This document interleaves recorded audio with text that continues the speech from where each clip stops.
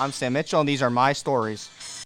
Howdy, folks. Having a good day today, and let me be the first to welcome you to Autism Rocks and Rolls. Now, before we begin, I must make a note that I do not own the rights to these music. Both musics are found on iTunes, and that's where they were. Now, also, I will let you know that I am not a doctor or a psychiatrist. If you feel like your son or daughter needs to be diagnosed with autism, please see a medical physician or any medical person about any of your concerns or needs. And I only speak based on my experiences. Also, I would like to give a shout out to a couple people. So the first shout out I'd like to get to is to Miss Sue.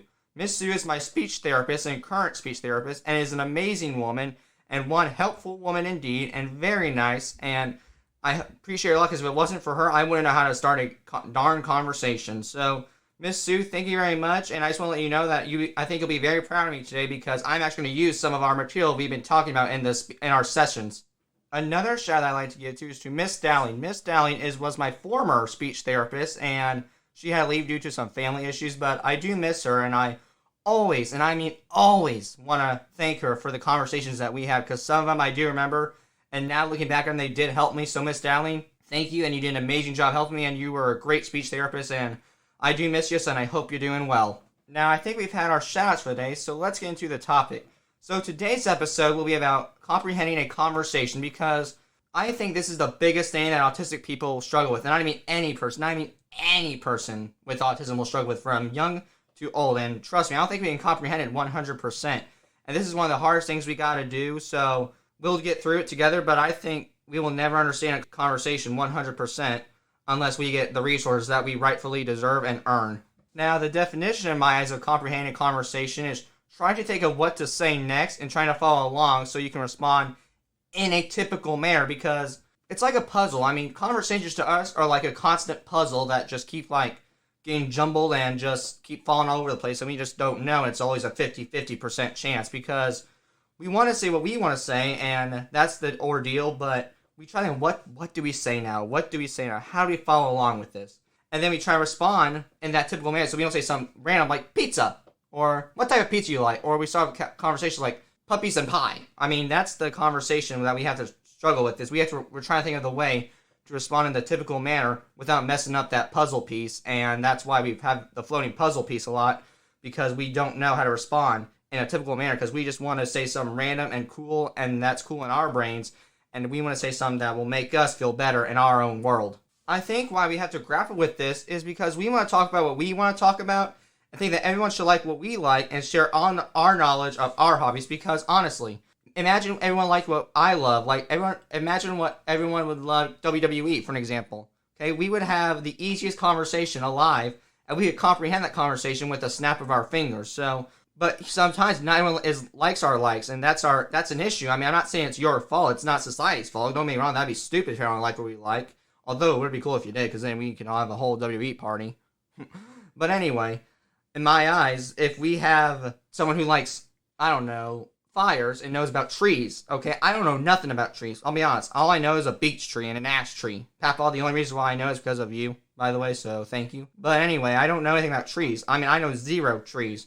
But maybe this person knows 0% about WWE. So when you talk about those two, it's going to be a mismatch. And if he liked WWE, that would be so much easier, because we could all share our same knowledge and our hobbies, and we could comprehend that conversation so much more easy.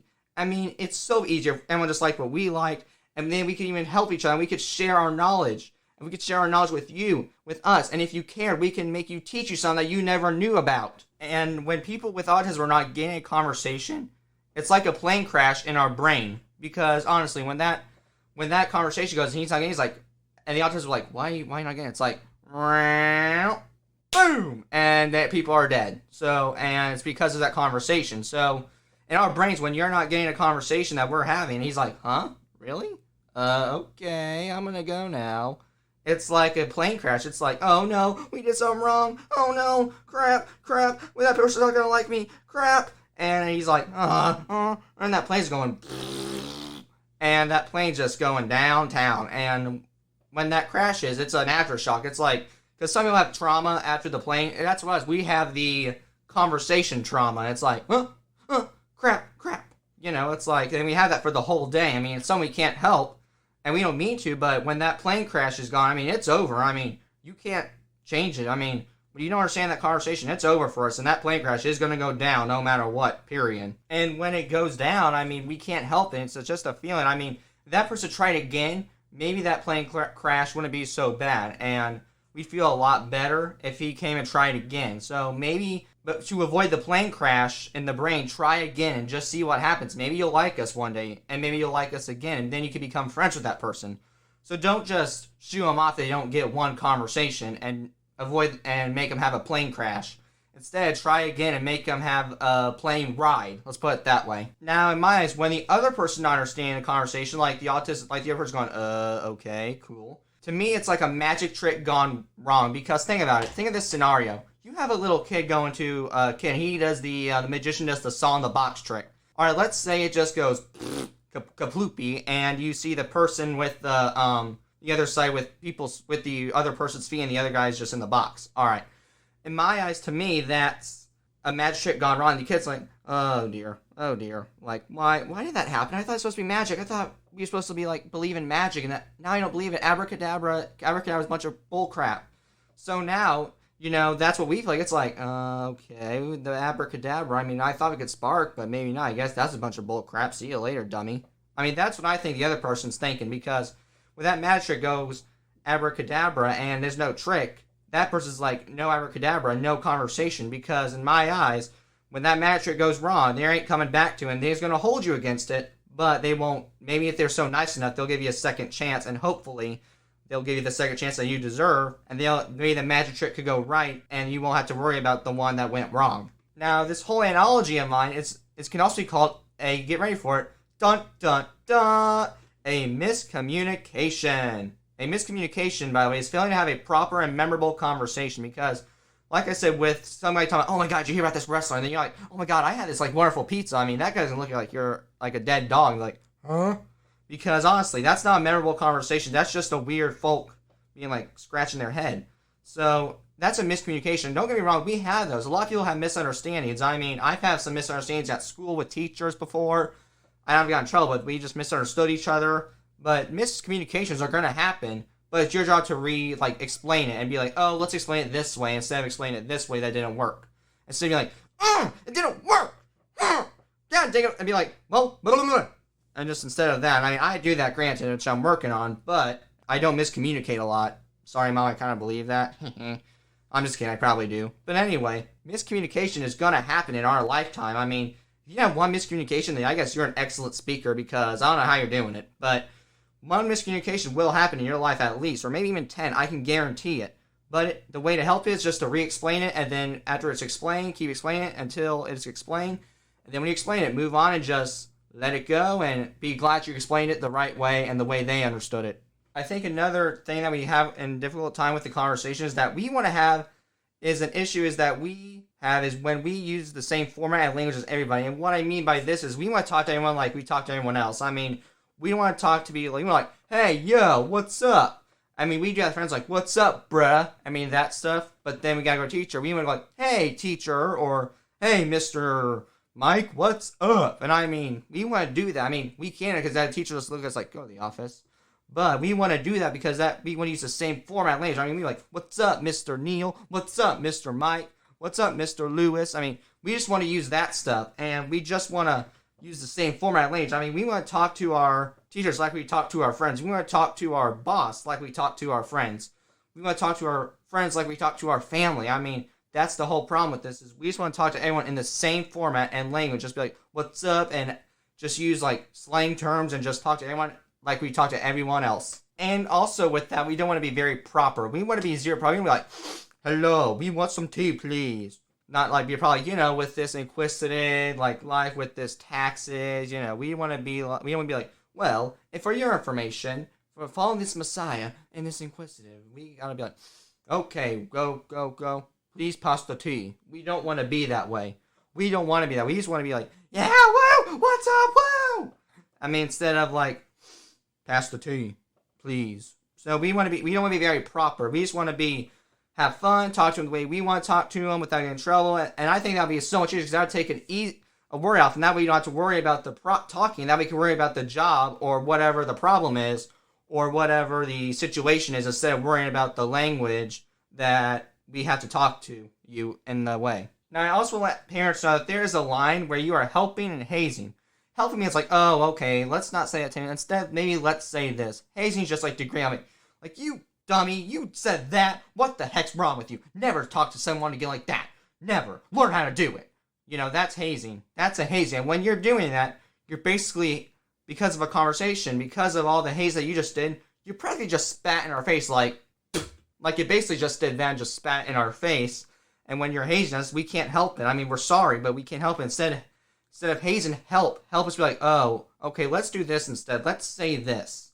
Instead of just hazing us around and degrading us like the whole entire time. If you haze us, we may just not do it and you may create a monster. And I don't mean like a monster like where they're punching you or whatever. I mean like a monster where they're going to say whatever they want and be blunt. And if you want to see more on that, see 102, honesty versus bluntness. But if you don't help them with their conversations, they're going to become this mean, rude, antagonizing, blunt monster that you have created. So parents, just help them and don't haze. That's all we're asking you, please. Now parents, don't worry about helping because I'm going to help them too right now. So here's the deal. The way to start is to use a conversation starter, or what Miss Sue called it, a bait question.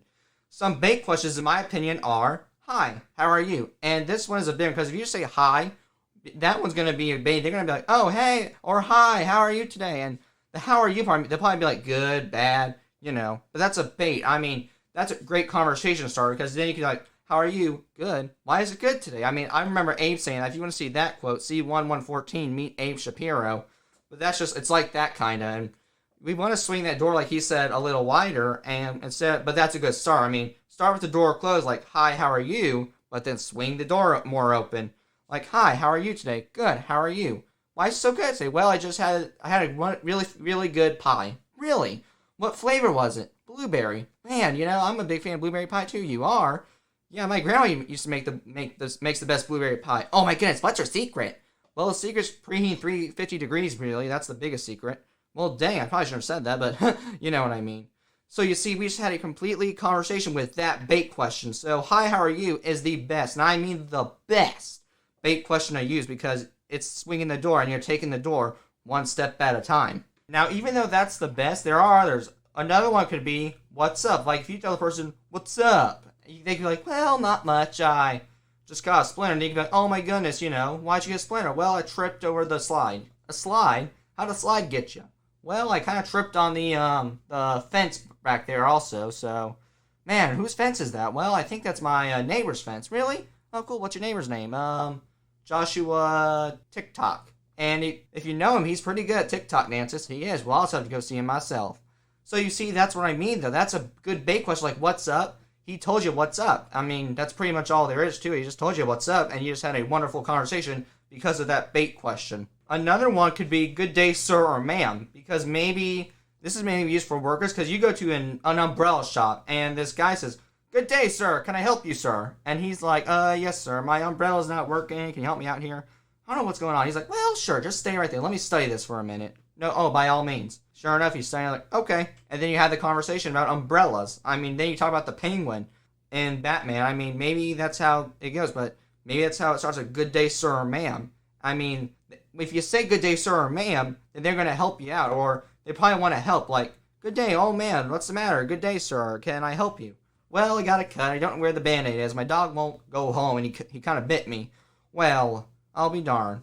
And instead, he could be like, well, may I have a first aid kit? You want to come with me to get some medicine? Yeah, sure. So, I mean, so that's how it is. With good day or sir or ma'am, you only use it, I think, for helping purposes because they're going to get help. And if with that bait question, you can help them to the best of your ability and help them get that first aid kit or anything else or that A on their test or whatever else they might need help with in the situation.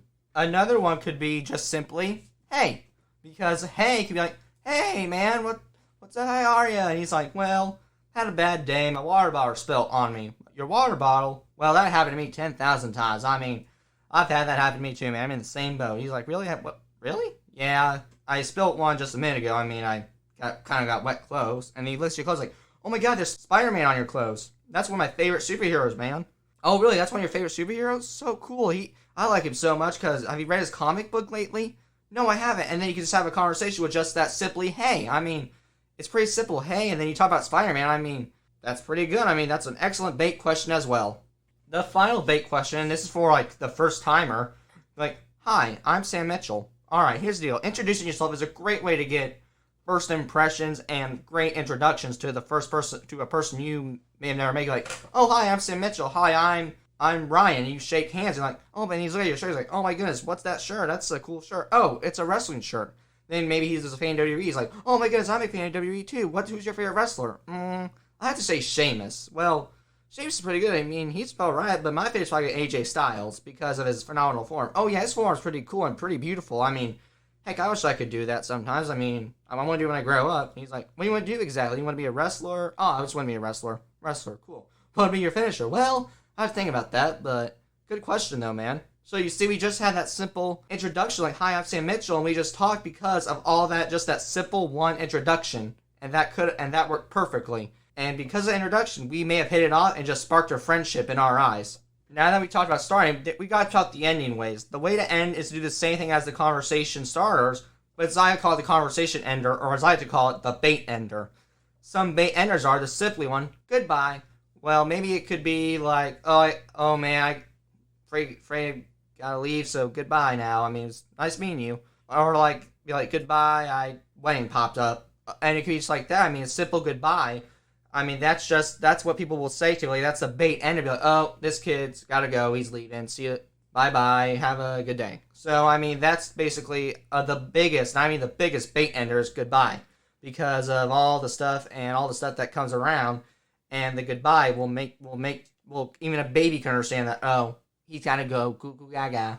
Another one, and this is mainly used when people are busy, is I gotta go. Okay, maybe they gotta go for real because they gotta go because of a chore. Maybe they gotta go change a baby's diaper or do the dishes. Or maybe they gotta go to this event that they've been waiting for all day. I mean, there are many reasons why they maybe gotta go. Maybe because they gotta go to the bathroom. And I mean, I know it's gross, but that's true. I mean, that's the reason why I've had to say I gotta go. And I don't mean that literally. But anyway, when they say gotta go, that means they gotta go and they gotta go somewhere and do something that's either daily or an event that they've been waiting for.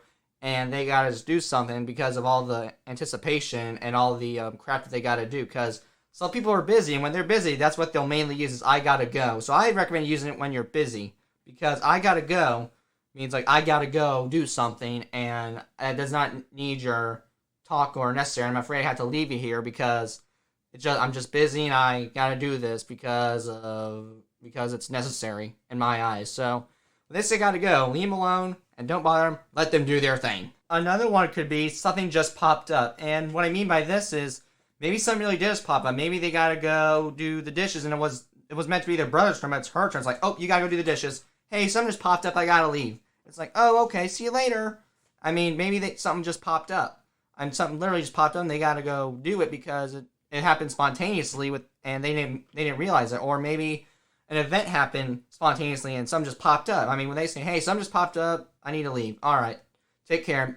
Respect that because you don't want to get them in trouble, and it's just right. I mean, it may not be necessary to you, but they may be necessary to them. So if something they say something just popped up, let them do it because something literally just popped up and they got to do it. And it's probably your best just to leave them alone and let them do the spontaneous action and the thing that popped up. Another one people use is see ya or see you later. Because mainly see ya is used like, oh, like, you gotta go, see ya, have a good one.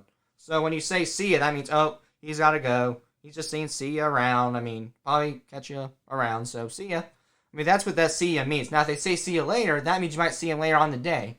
Like, if I say bye to my grandma, oh, see you later, that probably means we'll see him later this evening or whatever. Or probably see him around the bushes, if that makes sense. So when they say see you, that means goodbye for good. When they say see you later, that means goodbye for now, but we'll catch you around probably and see you later. So when they say see ya or see you later, it could mean see you around or just see you around the bushes or just see you later in this evening. So when they say see ya, expect to see them around or later on in the day. The final one is simply just a wave. I mean, if you're just waving your hand like so and you're just waving, oh, waving, that probably just means just a wave. That means, oh, okay, catch you around, have a good one. Have a good day. So, but just wave, I think that's our county's way of saying goodbye. So basically, if you live in our county, you get a wave, that probably means hi or bye. So if it's the bye way, that means the conversation's ended. You need to go. Please leave. Go home. Have a drink of tea. Have a good one. So that when they wave at you bye, that's our guys are saying, see ya around, don't, probably miss ya, go get a drink of tea. So they say bye to us with the wave. That means conversation's done, and we are going to go home and just have a good day and spend the rest of our time with our family or friend or other friends, or maybe even our pets if that says something. Now, what I want is, I want to quote a wrestler, the Fiend Bray Wyatt. He always says, all you got to do is let me in. All right, we kind of want that, but here's the deal. All we want you to do is to let us in.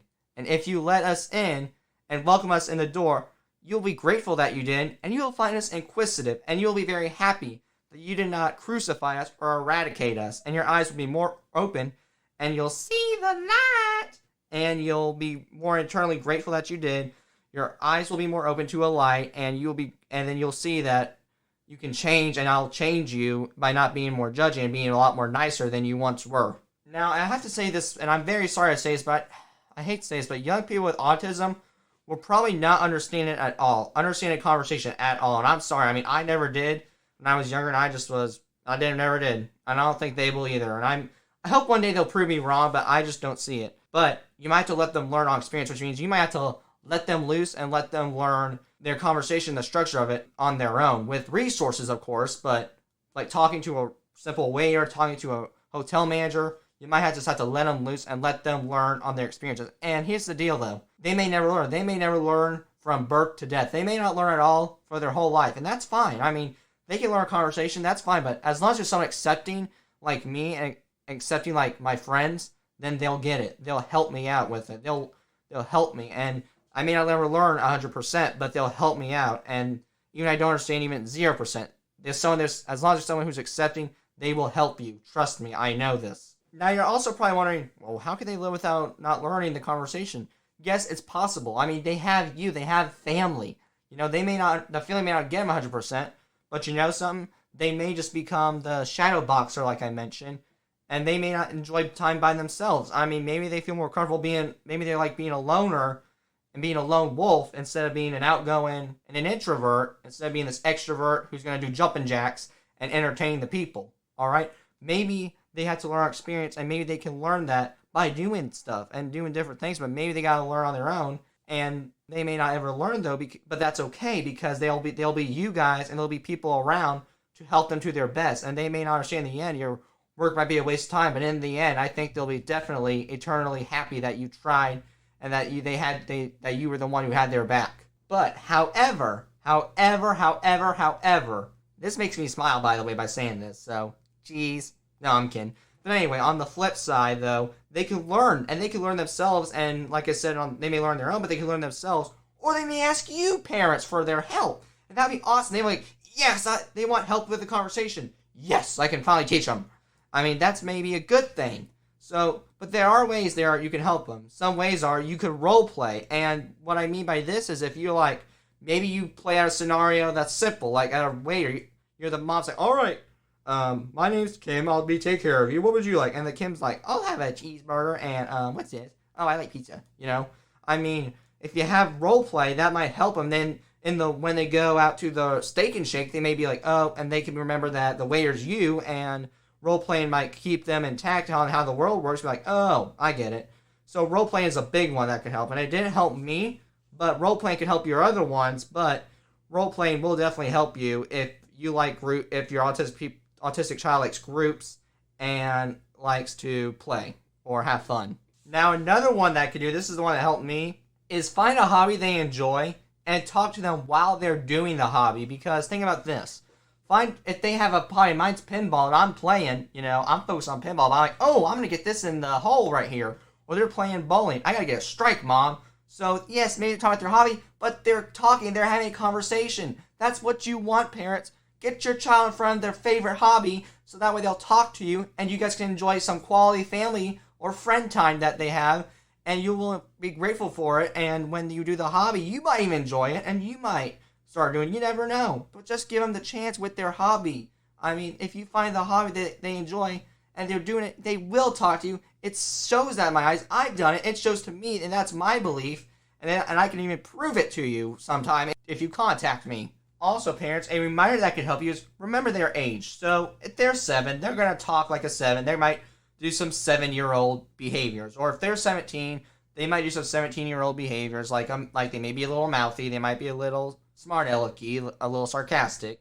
But that's fine. You gotta remember their age. I mean, if you deteriorate a 7-year-old for doing a childish thing that was 7, then that's dumb. I mean, you should not raise a son if you ground your child for doing something that's 7. That's a typical that a 7-year-old would do.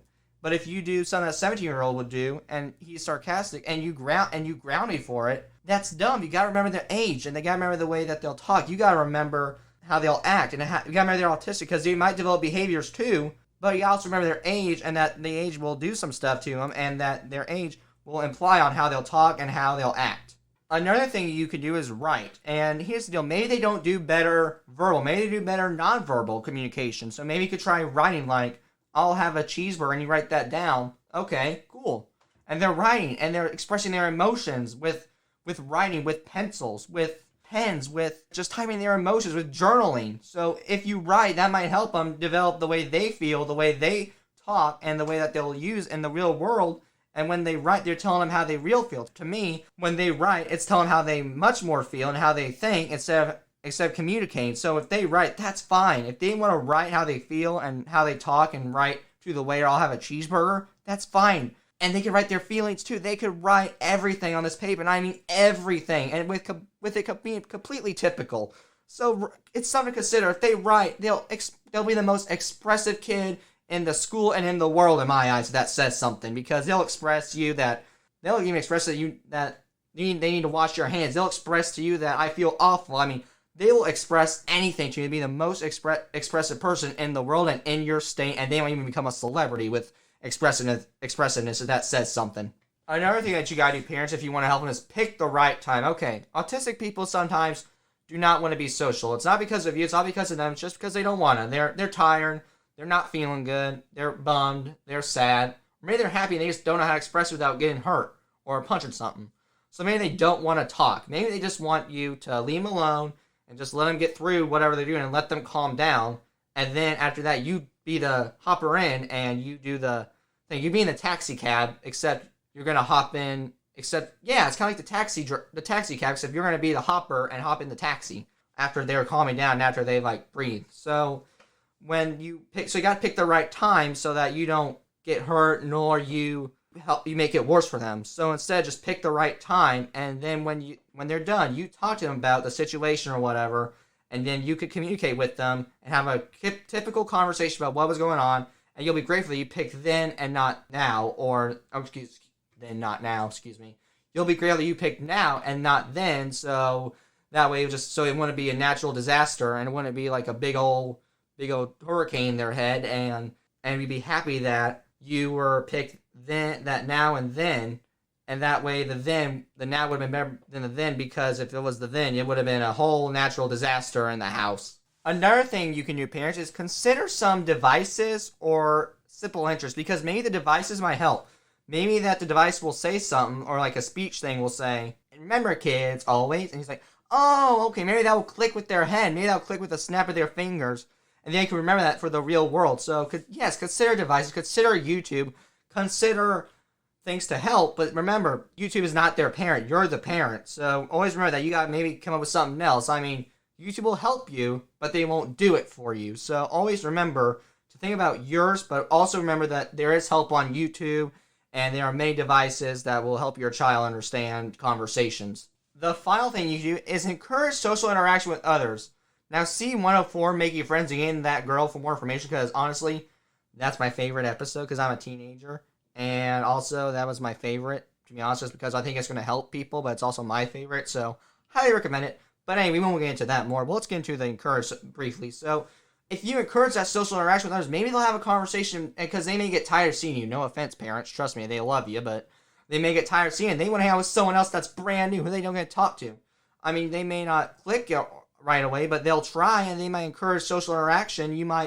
Social interaction is good for kids because it's going to be something new and a new experience for them. That way they don't have to be with their mommy and daddy or family constantly, and they could try something new, and they could talk to someone who they never met, talk to someone with a new personality and with new experiences that they never experienced. Now, also, we autistic people are very touchy people, because we are so nice. We just want to hug. And we're so like, hugs. Oh, yeah. Cuddly. We like teddy bears. But we can't do that with everyone. But we need to learn other touches if in the conversation. Because maybe in the conversation, when you buy, maybe they're not touchy. Or maybe they're just a big, important person that you just don't want to be looked at weird and you don't want to hug quite yet. Or at all. So some ideas are a handshake. If you shake like, and you're shaking, your hand's shaking, that's big because that's going to be for important people. You're going to handshake your boss. You're going to handshake at a job interview. You need to learn a handshake. I mean, handshaking is really important because you don't want to hug like your friend maybe that's not common. Maybe you handshake them instead. So you give handshakes when you're adults and you want to learn that because that's so much more bigger than a hug because we don't want to hug the whole world. We just want to instead give us normal as a way of affection is the man's way of affection or the manly way. Which I think I'm a man, but I'm a nice man. But anyway, the manly way is the handshake. So if you handshake, that's their way of affection. So a handshake is a way that you want to use in the world. So you definitely, autistic people and parents, want to learn or teach them how to do a handshake. Another way you can definitely use what I call the bro hug. I mean, this is the one where, Mike, I'm sorry, but it's like, it's kind of like that ordeal. And sorry, Mike, I know that was just a sample I had to show. But anyway, that's the bro. I mean, you put your hand, you pull them in, you pat them on the shoulder. I mean, that's the bro. That's for good, like, people who are not touchy people and for your best friend if they're not huggers or whatever, because the bro hug is the second best hug, let's put it that way. And they'll be a lot grateful that you did instead of a regular hug and not be weird and not crowd them too much and not crowd them to the point where they're just like, ew, get off me, and not to be too odd. Another one you can do is a simple pat on the back. And Mike, I'm sorry, but a pat on the back is where you just simply pat your friend on the mic like, hey man, or a pat on the shoulder. And I do that a lot. It's just like that ordeal. And if you pat them, they'll be a lot grateful. That's their way of affection too. I mean, that's a manly way of affection too, but it's also a simple way and a lot easier way instead of like a whole in hug. But also, if you want just a simple affection way to just let you know, hey, I'm glad you're here, then a pat on the back is the best way to do it. Another one you can do that's kind of cool is a high five or a fist bump. And a high five is where you touch hands like that ordeal. And if you do that, believe me, you'll be a lot grateful that you did, because a high five or a fist bump, it's a very simple way of being so cool and so lit. And if you do the high five or the fist bump, believe me, it's a simple way, but very cool way and a very fun way too. If you want to make a little secret high five or a little fist bump, you children. I've done that with BJ. I ain't gonna tell you what it is because it's a secret one. But anyway, if you want to do that and that's pretty cool, then do it. Be my guest, but I'm still gonna hug. But high fives, fist bumps are cool too. The final one you could do is, this is for old people and when struggles are at a time, if you know what I mean, at this time frame, is an elbow bump, such as, first of all, ow, that really hurt. And second of all, that's what it is. I mean, if you do the elbow bump, it's simple, but yet it's hard to reach my eyes. I don't like the elbow bump, but if you want to do it, be my guest. But let's say why elbow bumps hurt and they're hard. Believe me, I just hurt myself while doing an elbow bump. Now, where we are and how we speak depends on many factors, like we don't want it to be, but it's just the way it is. But some factors that we have to be aware of are the setting. So think about it. If we're at a bar, we're going to act how we want. We're going to be crazy. We're going to say words we probably shouldn't. But if we're at a professional place, like if we're at a job site, we're not going to do that. We're going to be reserved, more relaxed, and more reserved and focused instead of shooting the crap. I mean, we gotta think of the same where we and how you're going to speak is the same. I mean, the podcast example. Okay, I'm not going to be like, well, this is some bunch of bull. You know what? But if I did, it'd be weird, and we can't do that. But anyway, the same depends. I mean, if I started like dropping F-bombs, then it would be bad. But right now we gotta be careful. I mean, I may do that when I'm off. I mean, you don't know that, but I can't do it here because of the setting. I gotta be professional. So it also depends on the setting. It depends where you are. I mean, just be careful and think of where you are and how you're gonna speak. Depends on that setting. Just be careful how you speak at certain places. Another setting or another factor, I guess, is the person. Okay, they're gonna be higher in level. If you're talking to a teacher or a boss, you're like, what's up, man? What's up, Miss Martindale? What's up, Mr. Bean? I mean, what's up, boss? I mean, you can't do that. I mean, if you want to do that with your friend or family member, be my guest, or with one of your just good friends or at the time frame, go ahead. But if you're at a professional place, you can't do that. I mean, you gotta like, well, Mr. Bean, here's the deal. I understand your point, but, you know, what about this? You gotta be professional. You gotta talk like you would talk to an old woman. You gotta be proper. You gotta be respectful. You gotta be like a gentleman. I mean, granted, we are gentlemen, but we don't want to be like, we don't want to behave. And what I mean by behave is I don't mean like where you're just like kicking doors, like, that means we gotta watch what we say. We gotta watch what we do. We gotta watch on how we act. We gotta watch what we hear, see. We gotta walk on pins and needles. Okay, we gotta do that as professionals. I don't want to, but it's something we have to do. Now, if you're at home, I mean, granted, you're loose. You're off the chains. You're off everywhere. You can do whatever. You can start just be like, hey, Mom, what's up, bro? Yeah, woo! I mean, you can be that instead of just like, okay, go get the tea. I mean, you can be like that instead of like all that, and you can, the person, your mommy, will understand that you're at home and not your professional place. I just thought of, with the person, it also depends on the personalities. Maybe you got a strict mom who's like, well, we gotta remember that. So, but maybe the boss is laid back. Maybe it's the opposite. Maybe you can have a laid back personality. Maybe he's your dad. You can talk to how you would at home. I mean, maybe you can. Maybe it just all depends on the person and just how they are and how the boss is, how their personality is. It all depends on their personality too, but also depends on the type of person they are to you.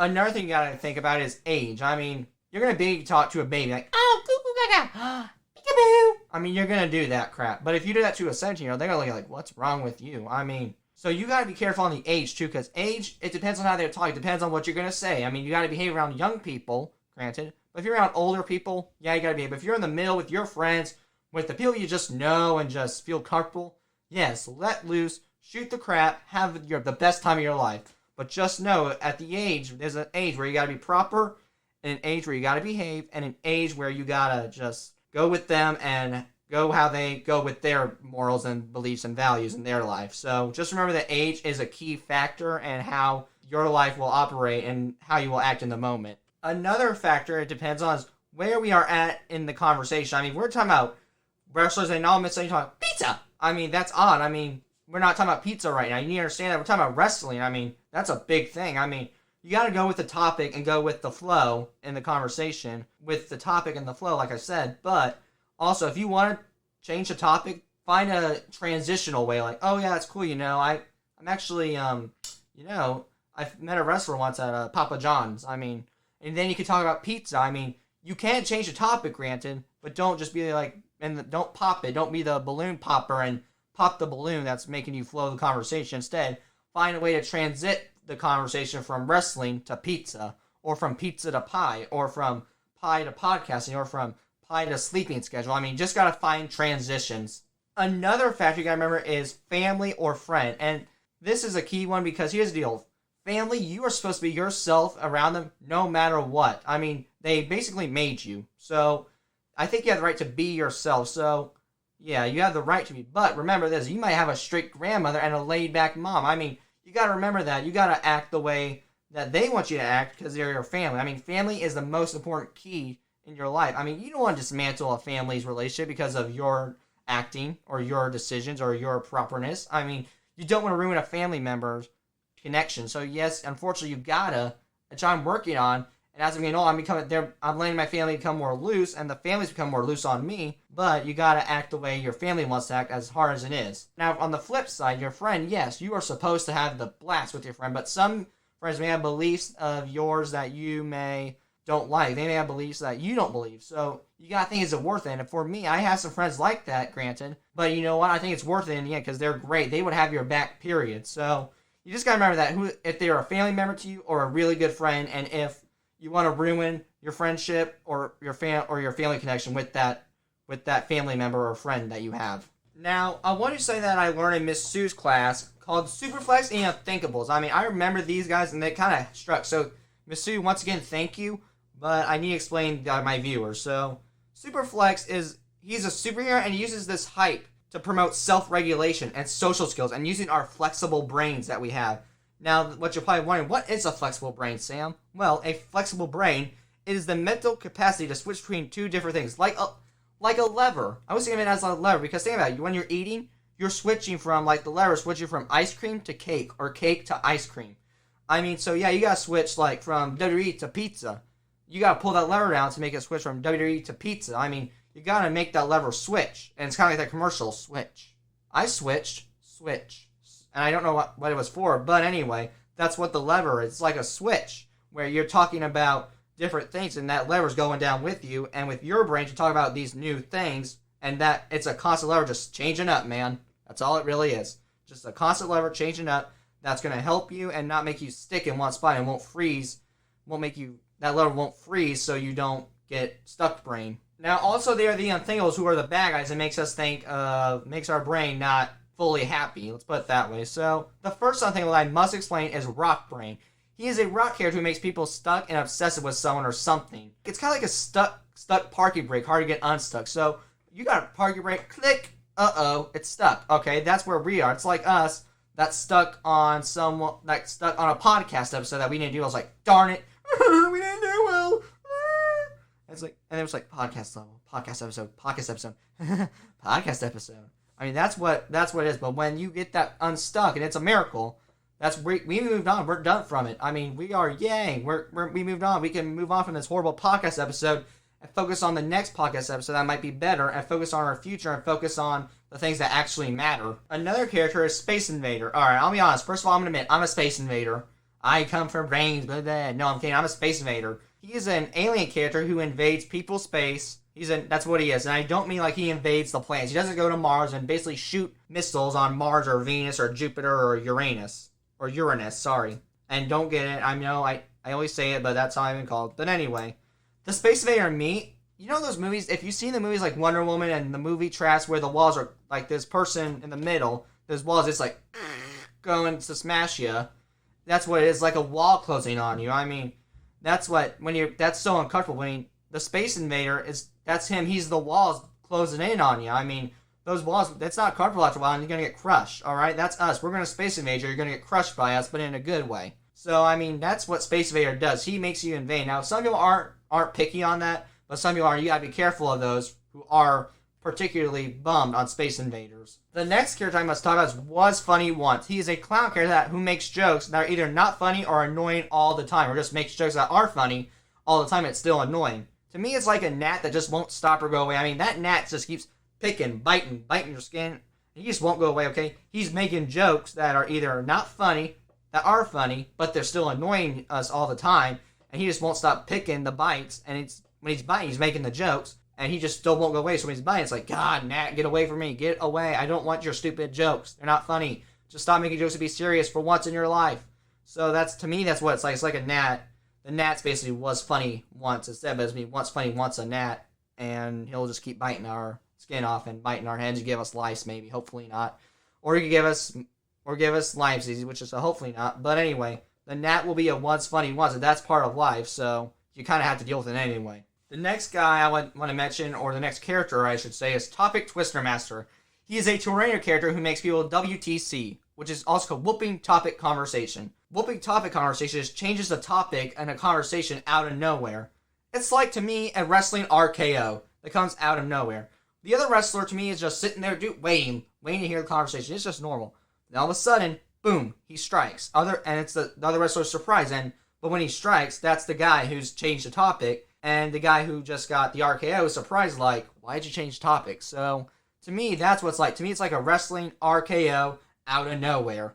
The next character I like to mention is Brainier. He is an octopus character where he distracts everyone with irrelevant stuff, like video games and all that stuff. To me, it's like the game show Distraction. So if you've ever seen that, that's where they're playing a game, like the game's trying to answer simple questions, but there's a distraction, like you gotta press the buzzer and there's cacti around it, or you're getting wrestled by a sumo wrestler while answering simple questions. I mean, that's what it, to me, is, because that distraction, that's Brainier. He's distracting us while we're doing something relevant, like homework or a podcast. And to me, that the game show Distraction is Brain Eater, so maybe instead of that guy, so instead of the guy being the host, the octopus should be the host, if you know what I mean.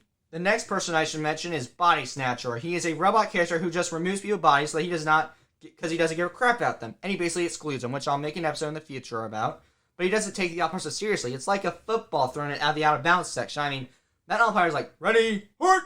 He throws the football, and it goes in out of bounds. Okay, when that football gets thrown out of bounds, that's the Body Snatcher just throwing us and throwing us basically in the garbage and basically just taking a dump on us because he doesn't care us and he excludes us, and that Body Snatcher just removes the football out of the way so that people don't have to deal with us and we could basically just be sitting on the bench, in the timeout bench, or in the penalty box, and just feel like we did something wrong when we really didn't.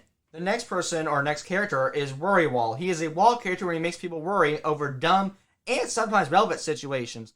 It's kind of reminds me of Anticipation. See 1110, what are the odds for more on that? But when that Worry Wall kicks in, we're anticipating, and it's mainly over, especially get ready for it, and surprisingly, dun dun dun, friends. And C104, making friends getting that girl, for more information on that. But when we anticipate the friends, Worry Wall comes into play, and just that brick won't come down easily. The next character is Grumpy Gripenny. He is a male character who just puts people in bad moods because of something that you did, and he hates the decision.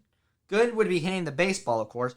Bad is something that you did, and bad is when the catcher catches the ball or after the ball. Because honestly, when that ball and he hits it, that means we're good. But if the umpire catches it, it's like, uh-oh, we're putting in bad moves. It's time to be grumpy now. So that's basically Grumpy is catcher, and he's basically just catching those balls constantly when you have a bad baseball player. No offense to anyone who's bad at baseball, but I'm good at it though, just saying, because I'm so cool. But anyway, when Grumpy gets caught those balls, you better watch out, because we're going to be grumpy after a while, and we just do not like our decisions. So just leave us alone is probably your best bet, and probably the best thing to do when we're being grumpanies. The next character is Energy Harry. He is a rabbit character who makes people hyper and over energetic, like the tortoise and the hare.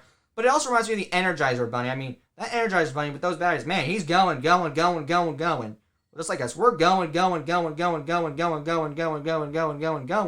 and just won't stop until we feel like it. So the best thing to do is maybe calm us down with maybe help us let our energy out by doing something like walks, runs, hikes, jogs, sprints, or playing, or whatever, or just Kubota rides, or jumping, base jumping, I don't know. But just something where it's energetic and just fun. The next character is One-Sided Sid. He is a male character where he only thinks of himself, and he was me sophomore because I was an arrogant butthole, as we all said. C104 for that, making friends and getting that girl. But this is the truth. When One-Sided Sid comes out, here's a situation. Mom's sick. Uh-oh. Okay, what you see comes inside is like, we do worry about it. I'm like, oh no, Mom's sick. I hope she's okay. Crap. But what you see comes out is like, me. I only care about me. I'm a selfish butthole. How it's gonna inconvenience me. I'm mad at Mom's sick. God dang it.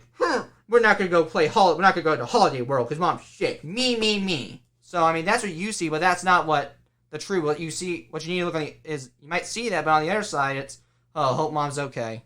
The next female character is Mean Jean, who is bossy and tells everybody what everyone should do. Like, it's kind of like My Way or the Highway. And C103, My Way or the Highway for more information. But it's like My Way or the Highway because there's no middle. Like, it's black and white. Either this way or that way, buddy. No other way. And it's like a biker. Like the bikers you see on movies. They go into the bars and they're just like, grabbing like, My Way or the Highway! Now! Get out or I'm punching you in the face!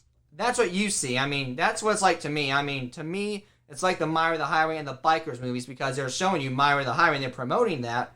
But Mean Gene is also bossy. I'm not bossy, but it's either her way or that way. And I can be a Mean Gene sometimes, but instead it's a My Way or the Highway Gene where it's either this way or that way, no middle, too bad, deal with it. The next character is DOF. He is a bullshit character who gets people over competitive and possibly unintentionally turn them into an unintentional Mean Gene and a My Way or the Highway and just makes people mad out and makes them grumpy, grumpy, and just all the characters combined.